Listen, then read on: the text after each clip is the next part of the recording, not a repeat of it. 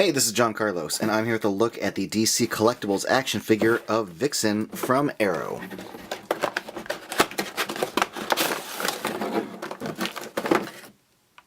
This is one of those figures that's pretty easy to review. Articulation is strong, the sculpt is well done, I like the paint, I like the character. This is a rad figure. I liked her appearance on Arrow quite a bit. I actually prefer this costume to the VIXEN costume we get on Legends. So it's cool to have this action figure along with Constantine. So we're getting like the cameos, like the kind of one-off characters from Arrow in this wave. And they did a really good job with this one. One of the few little things about this figure that I don't particularly care for is I do think her eyes should be a little bit bigger. If you just look at the actress who played VIXEN, while these eyes look fine, her eyes just, I don't know, they were larger, and these could afford to be done in a larger fashion. But the sculpt of her face, what you're seeing here, like, is really well done as far as like her nose and her cheekbones. The paint on the eyebrows, the paint on the eyes, the lips, the chin, really good stuff. And I really like how they handled the hair. It's a really, really good sculpt of the hair. The paint is a little, it's fine. It's very obviously like a brown wash over a black base. I just wish it didn't look so, I don't know, washed. You can see these little black chunks right there in the hair that I wish had some more dynamic brown in them. But other than that, this is a great looking head. Really strong paint in the eyebrow, eyes, and mouth. Again, just really dig that. The nose especially. I mean, for a little action figure, this is good. This looks like a little person. So kudos to DC Collectibles for that. The rest of her outfit, really good. If you're hunting for this in stores, just be on the lookout for the paint on the yellow. It can tend to, they put this kind of like dirty wash over the yellow, and sometimes they get a little carried away with that wash. And it just makes everything look super dirty, like too dirty. But overall, the sculpt of the outfit, like the leathery texture of this, going down like the sleeves, the little yellow lines look good, the little yellow sections, little triangle sections. Really strong work.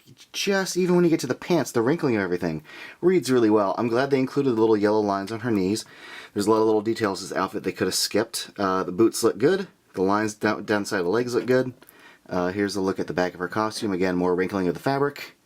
The yellow sections look good and clean. The little rivets on the side look excellent.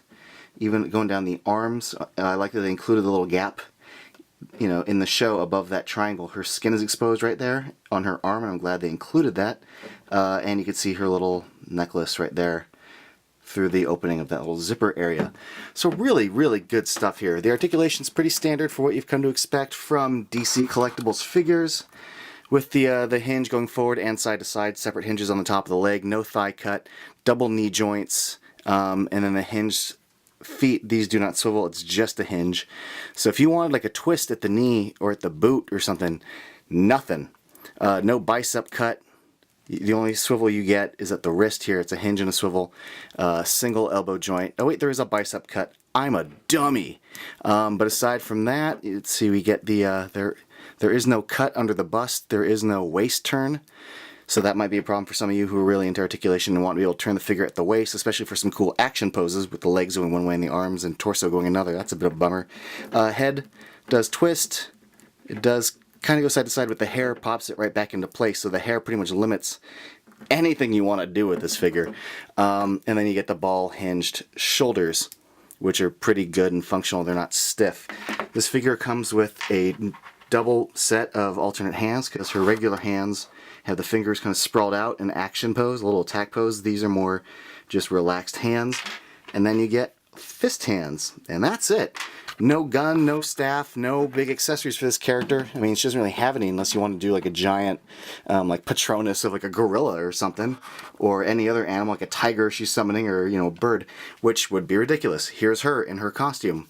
No big animal ghost accessories or anything like that. This looks freaking rad though. I really like the colors. They really pop on this. Even though I think her eyes are a little too small, it is a striking figure on the shelf. If you're a fan of VIXEN, I think you like this figure. I totally do. Thank you for watching, everybody, and follow me on Instagram and Facebook and all of that crap.